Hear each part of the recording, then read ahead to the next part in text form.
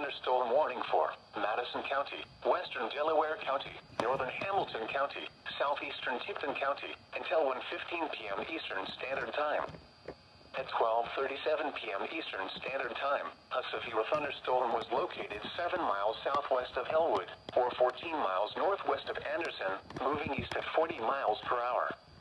Expected hazards include 60 miles per hour wind gusts. This is a radar-indicated threat.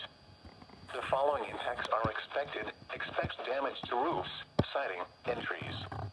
Locations impacted include Anderson, Elwood, Alexandria, Cicero, Chesterfield, Edgewood, Frankton, Arcadia, Daleville, Summitville, Gaston, Atlanta, Orestes, Woodlawn Heights, Country Club Heights, and River Forest. This includes Interstate 69 between mile markers 230 and 252. For your protection, move to an interior room on the lowest floor of a building. Repeating, a severe thunderstorm warning has been issued until 1:15 p.m. Eastern Standard Time for the following counties in Indiana, Delaware, Hamilton, Madison, and Tipton.